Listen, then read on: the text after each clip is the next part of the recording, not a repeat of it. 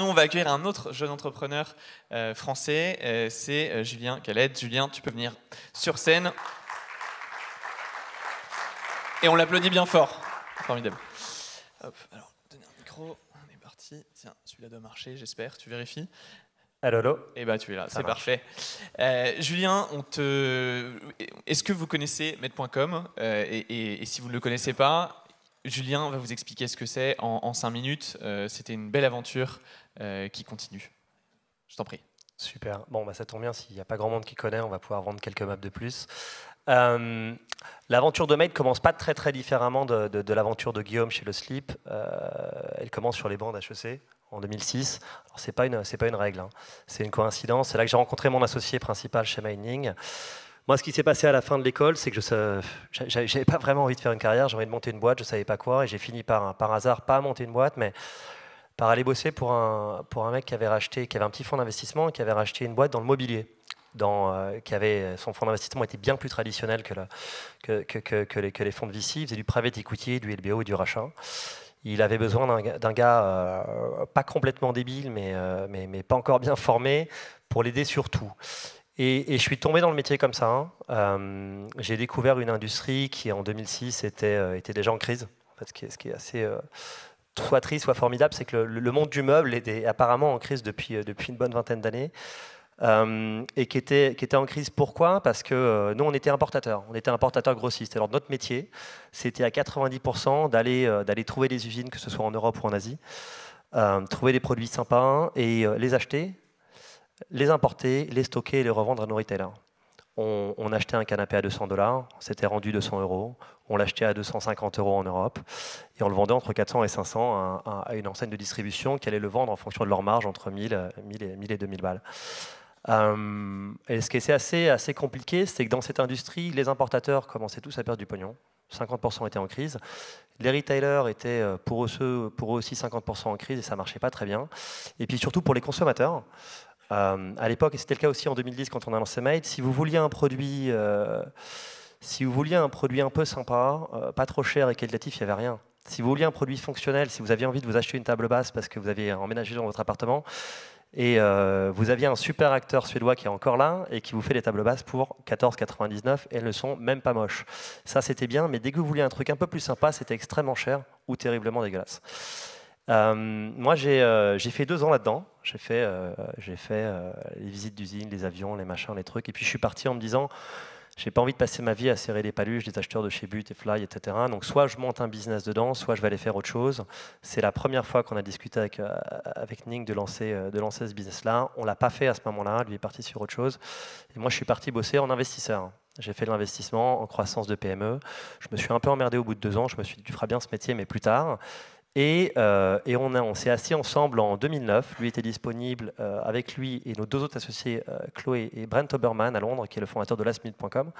Et on a décidé de lancer Made. Alors Made, c'est quoi? Made, ça résout le problème du consommateur.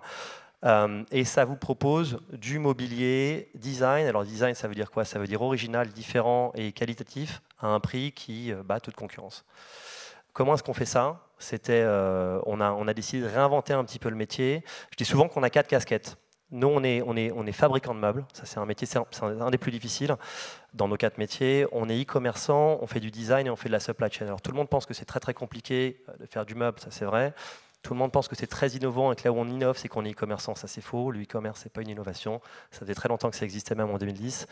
Où on a innové, c'est sur notre façon de développer les produits en direct avec nos usines et notre façon de les acheter en pré-vendant nos produits à nos consommateurs. Donc on s'est assis autour de la table, j'ai quitté mon boulot fin 2009, on a lancé la boîte début 2010 à Londres, on pourra en reparler, et 2 mois et demi plus tard, on lançait le 21 mars 2010 à Londres un site internet qui vendait 2 produits.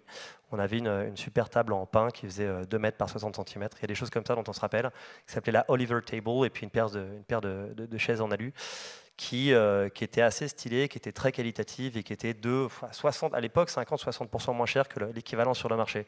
Pourquoi? Parce qu'on vous prévendait le produit, on vous vendait une histoire, ce qui est très vrai, ce que les gens demandent, hein, on vend du produit original, c'est designé par nos équipes ou par des équipes extérieures. Notre premier recrue était un petit designer italien, Lodovico, qui avait développé une super table qu'on aimait beaucoup, parce elle se pliait, donc c'était super en transport. On l'a importé à Londres.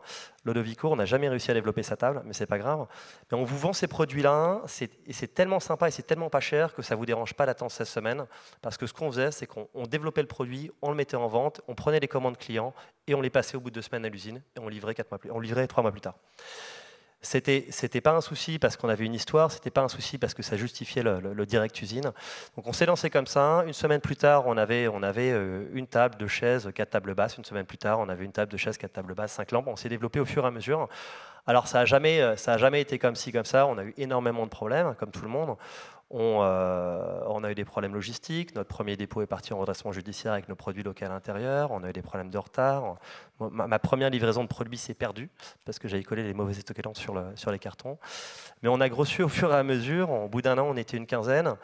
Au bout de 2 ans, on était 35, toujours à Londres. Au bout de 2 ans et demi, on a décidé qu'on ne serait plus uniquement online. On avait tellement de gens qui nous demandaient un showroom et à qui on répondait au fur et à mesure. On n'aura jamais un showroom parce que sinon on va être trop cher et on a un modèle en direct depuis le consommateur, etc. Donc il n'y a pas besoin. Donc on n'ouvrira pas de magasin. On s'est quand même dit au bout d'un moment que c'était peut-être une connerie et que même si on vendait déjà 50% de nos ventes étaient des canapés pour lesquels les gens nous demandaient un showroom, on allait quand même essayer. Ça a été une super décision. Puis en 2013, on a décidé de se lancer en France. On a lancé en Pays-Bas en 2014, en Allemagne en 2015, et aujourd'hui, ça a beaucoup grossi. Je pense que l'équipe a développé à peu près 15 000 produits, 5 000 produits uniques, 15 000 références.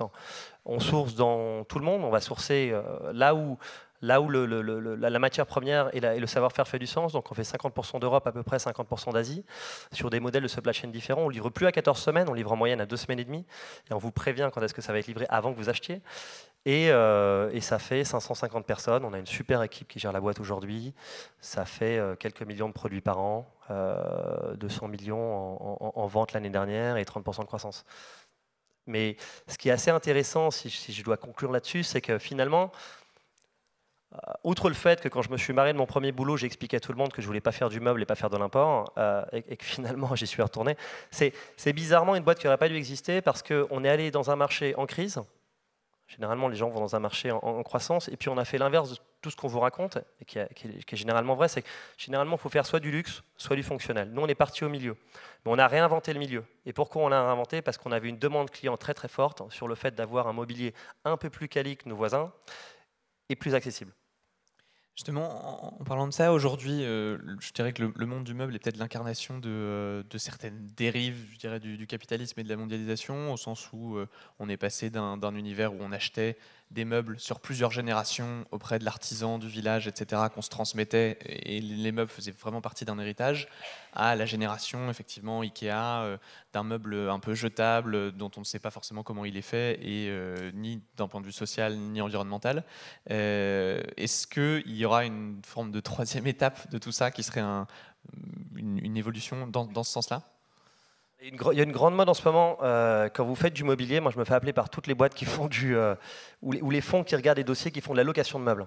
Je ne sais pas si ça va marcher. Hein. Moi je pense que la location de fringues, la location de fashion, etc., même si la plupart des boîtes qui font ça en France galèrent hein, quand même beaucoup, enfin certaines, la location de meubles est assez compliquée parce que le prix du produit, le prix de vente du produit par rapport au coût logistique d'aller le livrer et de le récupérer est quand même faible. Les prix logistiques sont extrêmement élevés. Donc combien est-ce que vous pouvez faire de pognon en vendant un meuble une semaine, quoi? C'est assez compliqué. Moi j'espère, sur le côté, est-ce qu'on va arrêter de consommer comme des malades et qu'est-ce qu'on va investir un peu plus? J'espère que ça va pousser dans cette direction. Et je pense que c'est ce qu'on fait un peu chez nous. Hein. Parce que quand on regarde nos consommateurs, on pensait quand on a lancé le business que ce serait du 25-40, plutôt urbain, plutôt féminin, plutôt CSP+, plutôt avec enfants. On ne s'est pas planté sur toute la fin et on s'est un peu planté sur le début. Quand on regarde les chiffres, c'est plutôt 35-50. Pourquoi? Parce que dès que vous faites quand vous êtes chez vous, vous n'avez pas besoin, vous voulez déménager dans 3 semaines ou dans 3 mois ou dans 3 ans, vous ne savez pas, vous allez de toute façon sur le petit prix. Dès que vous voulez investir, c'est là qu'on se place. Et si le marché se dirige vers du plus cher, plus solide, plus robuste, etc., nous, ça ne nous dérange pas. On a un modèle logistique et un modèle de supply qui nous permet, à la fin de la fin, de proposer des produits moins cher que la concurrence, avec une meilleure valeur ajoutée.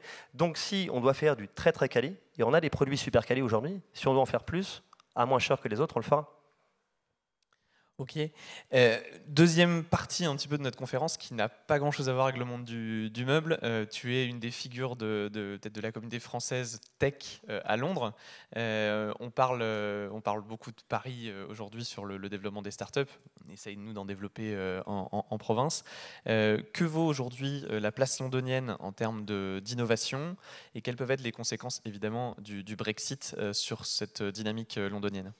Ouais, bonne question. D'ailleurs, ça m'étonne. J'ai peut-être fait beaucoup d'anglicisme. Je suis désolé. Moi, ça fait 9 ans que je suis à Londres. Nous, on est parti à Londres. Le klaxon, donc normalement. On est parti. Bah, allez-y sur les klaxons. On est parti à Londres il y a 9 ans pour une raison très simple. Enfin, on a une raison de base qui était que notre associé principal, Brent, était sur Londres et avait un réseau énorme sur place. Mais puis, en termes de raison business, si vous voulez lancer un business à vocation internationale, Londres était la meilleure place en Europe pour le faire. Et malgré le Brexit, et on va y revenir, c'est quand même encore assez fort. À l'époque, lancer un business en France, et je sais que ça a changé, et j'adore ce qui se passe aujourd'hui à Paris, et en France, partout, vous lancez un business avec un nom français, avec des équipes qui ne parlaient pas tout anglais, hein, et la plupart du temps, vous allez développer vos systèmes d'information en français. Le jour où vous partez en Angleterre ou vous partez à l'international, c'est super compliqué. Alors qu'à Londres, nous, vous lancez tout en anglais, et la deuxième chose qui est vachement importante, c'est la capacité à recruter. C'était hyper facile, et ça a été pas très compliqué pour nous, à l'époque, de recruter du français sur Londres, de faire venir, en plus, à l'époque, notre premier directeur France, notre deuxième directrice France, notre CEO actuel, ont tous bougé avec leur famille, et c'était une place de marché qui était extrêmement attractive. Alors ça a un peu évolué. Je pense qu'aujourd'hui, faire venir des gens à Londres, avec leur famille, c'est plus compliqué. On ne sait pas ce qui va se passer avec le Brexit. Mais je trouve que c'est une limitation qu'on a encore en France, qui est que si on pose souvent la question, on a eu toutes les délégations politiques de tous bords qui sont venues à Londres faire des rencontres d'entrepreneurs, et ils posent toujours la question, comment est-ce qu'on peut faire revenir les gens, soit en France, soit en Île-de-France, soit dans le Nord-Pas-de-Calais, en fonction de qui venait. Et souvent, on prend la question parce qu'on est une boîte montée à Londres qui cartonne, qui a bien marché, qui fait 550 emplois et qui a 3 fondateurs français. Et moi, mon problème principal, j'illustre comme ça, c'est que faire venir mes équipes anglaises à Londres, à Paris, ou en France, n'importe où, c'est compliqué. C'est une question de langage et c'est une question d'école. Très bien. Et du coup, le Brexit, quelles conséquences aujourd'hui ? Le Brexit, on verra. Le Brexit fait que le marché du retail en Angleterre aujourd'hui est très difficile. On a tendance à dire que c'est plutôt pas trop mal pour nous parce qu'on a une structure qui est beaucoup plus flexible et efficace en termes de coûts. Donc là où tout le monde fait moins 10, on fait plus 30. Et on en est assez content. Alors on ne fait pas plus 50. La première conséquence du Brexit a été assez radicale, hein, c'est que les coûts de production ont monté l'impact de la dépréciation de la livre dans un compte des résultats à Londres, chez nous, où vous achetez 50% en dollars, voire plus, c'est 8%. Donc on a pris 8% sur le compte de résultats. On n'a pas augmenté nos prix. Et on en a profité pour prendre des parts de marché. Le deuxième impact a été assez contre-productif pour eux. C'est que souvent les Anglais vous expliquent, enfin les pro-Brexit vous expliquent que le Brexit est super parce que ça va pousser l'industrie anglaise. Moi, les premières augmentations de prix qu'on a reçues, c'est nos usines anglaises. On fait 20% en Angleterre. Et les usines anglaises achètent en dollars, donc achètent plus cher. Et puis le Brexit égale dépréciation, égale inflation. Et leur coût de main-d'œuvre a augmenté. Très bien. Une dernière question, Julien. Contrairement à la concurrence, est-ce que vous avez mis des voyelles dans les noms de vos meubles ? Je suis en train de réfléchir. On en a plein. Ça, c'est une vraie question, ça ? Merde, je viens de la voir. Bah oui, on a plein de voyelles dans le nom de nos meubles. Forcément. Très bien. Bah, merci beaucoup. On peut applaudir Julien Calette, fondateur de Med.com. Merci. Merci, Julien.